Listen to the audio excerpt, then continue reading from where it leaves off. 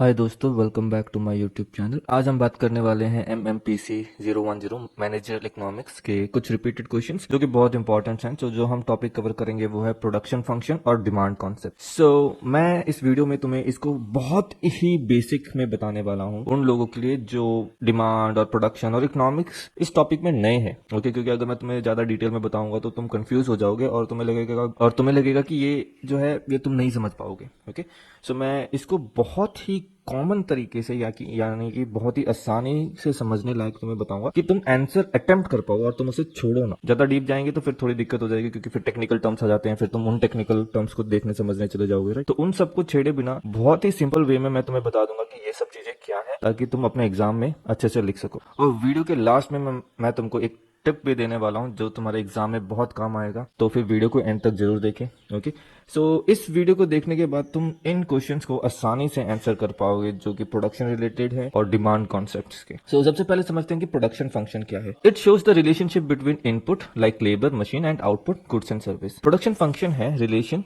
किसके बीच में, कि हम कितना लेबर और मशीन यूज कर रहे हैं और उनसे हमारा कितना गुड और सर्विस प्रोड्यूस हो रहा है। अब production function with one variable input. Production function जब एक वेरिएबल इनपुट का एक वेरिएबल चेंज हो, राइट। फॉर एग्जांपल, अगर तुम कपड़े सिलते हो, राइट, सो तुम्हारे पास वेरिएबल जो इनपुट है, इनपुट क्या है तुम्हारे पास, एक तुम्हारे पास मशीन है और एक लेबर है। अब हम बात करते हैं अगर एक वेरिएबल चेंज होता है उससे प्रोडक्शन में क्या फर्क पड़ता है। ओके, अब तुम्हारे पास मशीन एक है, ओके, और तुम्हारे पास बहुत कपड़े सिलने को है, तो एक बंदा सुबह सिलता था, एक बंदा शाम को सिलता था। अब जैसे क्या हुआ कि पहले क्या था कि एक मशीन था, एक लेबर था। सुबह सुबह काम होता था, शाम को काम नहीं होता था, इसलिए प्रोडक्शन कितने, एक दिन में तुम सिर्फ लगा लो 5-6 कपड़े बना पाते थे। ओके, फिर क्या हुआ, फिर क्या हुआ कि तुमने एक और बंदा हायर कर लिया, तो दिन में एक बंदा सिलता था, शाम को एक और बंदा सिलता था। तो क्या, अगर तुम पहले 4 कपड़े बनाते थे, अब एक दिन में 8 बनने लगे। ओके, उसके बाद क्या हुआ, तुमने एक और बंदा ले लिया, 3 बंदे ले लिए। अब प्रोडक्शन इंक्रीज तो हुआ पर बहुत ज्यादा नहीं हुआ। ओके, क्या, और उसके बाद तुमने एक और बंदा ले लिया, मशीन तुम्हारे पास अभी भी एक है, कपड़े भी उतने ही हैं, पर बंदे 3 हैं या 4 है। उसे क्या, अब तुम्हारे एक और जो ये वेरिएबल था, ओके, जो हम चेंज करते लेबर, उसके बढ़ने से भी या उसके चेंज होने से भी तुम्हारे प्रोडक्शन में कोई फर्क नहीं आएगा। उसको हम बोलते हैं डिमिनिशिंग रिटर्न्स। ओके, पहले क्या है, जब हम एक वेरिएबल चेंज करते हैं तो पहले उसमें बोलते हैं कि पहले इंक्रीज होता है प्रोडक्शन और फिर धीरे धीरे कम होता है और फिर नो चेंज हो जाता है। ओके, जैसे कि तुम यहाँ देख सकते हो, एक टेलर के साथ 5 शर्ट, 2 के साथ 12, 3 के साथ 18, 4 के साथ 21 और 5 के साथ 20। ओके, ये है production function with one variable input. Okay, one variable जब चेंज होता है, एक चीज जब चेंज होती है, उससे हमारे प्रोडक्शन में क्या चेंजेस आते हैं। अब ये ज्यादातर शॉर्ट टर्म में होता है। शॉर्ट टर्म मतलब जब हम छोटे समय के लिए कोई कंपनी चला रहे हैं, छोटे समय के लिए काम हो रहा है। क्यों, क्योंकि देखो, छोटे समय के लिए तुम बहुत ज्यादा इन्वेस्ट नहीं करते। ओके, अब अगर जो सिलाई की मशीन है वो बहुत महंगी है, ओके, या फिर तो तुम एक और मशीन नहीं लोगे। ओके, अगर जैसे तुम्हारे पास एक छोटा सा कमरा जिसमें एक ही मशीन आ सकते, तो तुम शॉर्ट रन के लिए एक थोड़ा और जमीन में अपना इन्वेस्ट नहीं करोगे, तुम ज्यादा पैसे नहीं लगाओगे, राइट। जो तुम ऐसी चीजें बदलोगे जो आसानी से बदली जा सकती हैं। ओके, वैसे ही production function with two variable input में क्या होता है कि both input can be changed.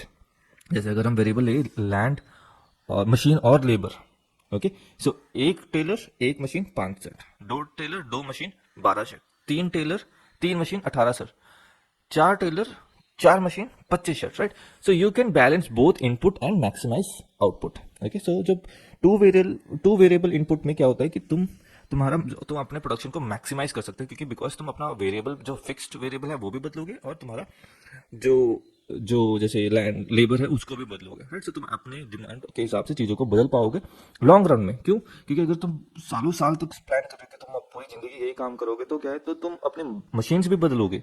ये नहीं कि तुम सिर्फ लेबर भी बढ़ाओगे, बट तुम मशीन भी बढ़ा सकते हो। ओके, अब जैसे अगर तुम ट्रक ड्राइवर हो, तो पहले हम सिर्फ ड्राइवर बदल सकते थे, अब क्या है, जब लॉन्ग टर्म में तुम एक ट्रक भी खरीद सकते हो सकता है तुम ट्रक में भी इन्वेस्ट करो। ओके, इसको बोलते हैं टू वेरिएबल इनपुट। ओके, अब short versus long run. Short run में क्या होता है, at least one input is fixed, right. Short run में क्या होता है, एक इनपुट जो है वो फिक्स होगा, सिर्फ एक वेरिएबल बदलेगा। लॉन्ग रन में क्या होगा, all the inputs can be changed. Okay, अब ये जब तुम लिखोगे इसके कुछ एडवांटेज और डिसएडवांटेज लिख देना। जैसे शॉर्ट टर्म में जो है जल्दी रिजल्ट आ जाता है, कम इन्वेस्टमेंट लगती है, राइट। और डिसएडवांटेज क्या है कि एक टाइम बाद प्रोडक्शन कम होने लग जाता है, ओके, लॉन्ग रन में क्या है कि ज़्यादा प्रॉफिट क्या है कि जो है तुम्हारा आउटपुट बढ़ता है, प्रॉफिट के चांस बढ़ते हैं, लेकिन ज़्यादा टाइम लेता है और पैसे ज़्यादा लगते हैं। ओके, फिर तुम एक एग्जांपल दे देना, right. Short run you can only hire more staff, can't buy a new truck. Short run में तुम और स्टाफ हायर कर सकते हो, पर एक न्यू छोटे समय के लिए तुम एक न्यू ट्रक नहीं खरीद सकते। Long term you can buy more truck, expand new locations. Okay, अब समझते हैं हम डिमांड कॉन्सेप्ट को। Firm demand curve and market demand curve. देखो, कर्व का मतलब होता है ग्राफ, राइट। सो ये ग्राफ तुम्हें एक बार बुक में या यूट्यूब में कहीं देखने पड़ेंगे, मैं तुम्हें शॉर्ट में बता देता हूँ। फर्म डिमांड क्या है? फर्म एक कंपनी की demand, okay, demand of one seller of product. जैसे कि अगर अब हम अमूल की बात करें, अगर हम बटर की बात करें और बटर में भी हम अमूल की बात करेंगे, तो क्या है, एक डिमांड, सिर्फ अमूल की डिमांड में क्या फर्क पड़ रहे हैं प्राइस के गिरने या बढ़ने से, उसको हम बोलेंगे फर्म्स डिमांड कर्व। ओके, अब मार्केट में क्या मतलब है? सारी कंपनीज, अगर हम बटर की बात करेंगे तो अमूल, मदर डेयरी, जितने भी बटर की कंपनी है, उन सब में क्या फर्क पड़ रहा है, उन सब की डिमांड में क्या फर्क पड़ रहा है, एंटायर मार्केट, बटर मार्केट में क्या फर्क पड़ रहा है, उसकी बात करेंगे। ओके, सो जैसे कि मैंने अभी एग्जाम्पल जो फर्म मार्केट है वो है डिमांड ऑफ अमूल बटर, सिर्फ एक स्पेसिफिक फर्म की, एक स्पेसिफिक कंपनी की। और जो जो मार्केट डिमांड है, demand for all brands of butter in India.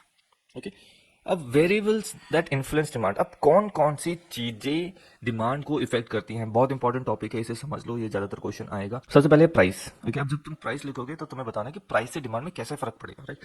Price ज्यादा होगा तो डिमांड कम होगा, प्राइस कम होगा तो डिमांड ज्यादा होगा। अब ये बताने के साथ साथ इसके एग्जाम्पल जरूर दे देना। ओके, फिर होता है इनकम। इनकम बढ़ेगी तो क्या होगा? ओके, अब इनकम बढ़ेगी तो तुमने दो केस में देना है कि इनकम बढ़ेगी तो कुछ चीजों की प्राइस, कुछ चीजों की डिमांड बढ़ेगी और कुछ चीजों की डिमांड कम होगी। सो तुम दोनों सिचुएशन एक्सप्लेन करोगे कि क्या है। जैसे कि इनकम बढ़ी, इनकम बढ़ने से क्या है कि फैन की डिमांड कम होगी, एसी की डिमांड बढ़ जाएगी।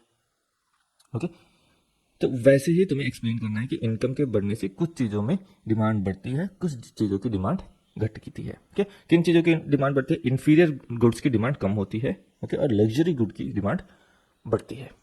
ओके, अब taste and preference. Okay, taste and preference से भी डिमांड में फर्क पड़ता है कि अगर तुम्हारे टेस्ट, पहले तुम्हें कॉफी पसंद था, अब तुम्हें टी पसंद आ रहा है, तो उससे भी डिमांड में एक गिरावट आएगी या बढ़ा, अगर तुम्हें डिमांड बढ़ सकता है, घट सकता है। Price of related good mean substitute goods होते हैं, कॉम्प्लीमेंट्स गुड होते हैं। सो अगर जो प्रोडक्ट है जो तुम्हारे गुड से मिलता है, उसका डिमांड बढ़ता है या कम होता है, उससे भी तुम्हारे प्राइस में फर्क पड़ता है। सब्सिट्यूट गुड्स वो होते हैं जो एक गुड दूसरे गुड्स की जगह यूज हो सकते हैं। जब एक चीज दूसरी चीज की जगह यूज हो सकती है, उसको हम बोलते हैं सब्सिट्यूट। वो एक चीज को सब्सिट्यूट करते हैं। For example T and coffee. Okay, अगर अगर टी की डिमांड बढ़ेगी तो कॉफी की डिमांड कम होगी, अगर कॉफी की डिमांड बढ़ेगी तो टी की डिमांड कम होगी। ओके, अब जैसे जैसे अब प्राइस ऑफ रिलेटेड गुड की बात करें, अगर एकदम से कॉफी का प्राइस बहुत हाई हो जाता है तो क्या है, लोग कॉफी पीना कम कर देंगे और चाय पीना शुरू कर देंगे।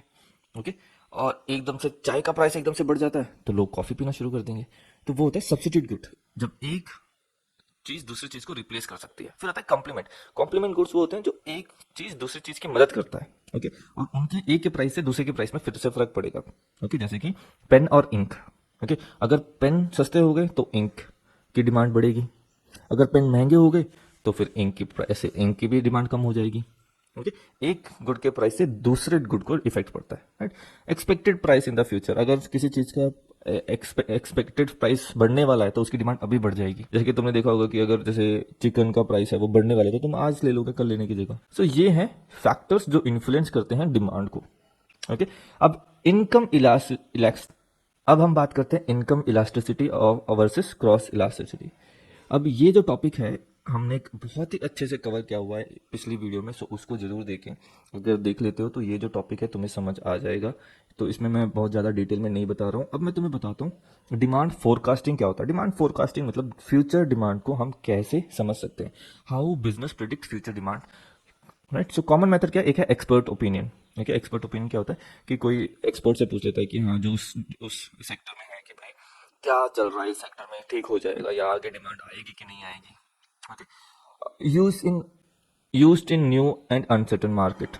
ओके, ये ऐसे मार्केट में होता है जहाँ पे जो मार्केट मतलब बहुत ज़्यादा फेमस नहीं है और न्यू मार्केट है और बिल्कुल अनसर्टन है कि किसी को नहीं पता क्या होने वाला है, तो जो हम क्या एक्सपर्ट से पूछ लेते हैं। दूसरे मेथड के सर्वे मेथड। सर्वे मेथड में क्या होता है, जो हम ask potential customer future buying, right? For example, let's say pizza ask 1,000 people how often they plan to order next month. So इसके इन मेथड्स के थ्रू हम जो है फ्यूचर डिमांड को प्रिडिक्ट कर सकते हैं. सो ये हैं कुछ इंपॉर्टेंट टॉपिक जो तुम्हें बहुत ही इंपॉर्टेंट है. अगर तुम कर लेते हो, डिमांड के बारे में समझ लेते हो, तो एग्जाम्पल के साथ लिखोगे तो तुम्हारे मार्क्स कहीं नहीं जा रहे. ओके, अगर हो सके तो ग्राफ्स को एक बार देख लेना. बहुत ज़्यादा डिफिकल्ट नहीं है, पर अगेन अगर अभी लास्ट मोमेंट में देख रहे हो तो थोड़ा कंफ्यूजन हो सकता है, इसलिए मैं तुम्हें अभी नहीं बता रहा हूँ. और जो सबसे इंपॉर्टेंट टिप है कि जितना समझ आया उसको अच्छे से लिखो, और जहां भी तुम्हें लगता है कि इंपॉर्टेंट है उसको अंडरलाइन करो. इंट्रोडक्शन में बेसिक चीजें जरूर बताओ, ताकि जो एग्जामिनर है वो स्टार्टिंग में पढ़ के समझ सके कि तुम्हें थोड़ा बहुत इसके बारे में आइडिया है. एग्जाम्पल दो, और जितना हो सके रियल लाइफ अपने आसपास की चीजों को देख के रियल लाइफ एग्जाम्पल दोगे, उसको हाईलाइट करोगे,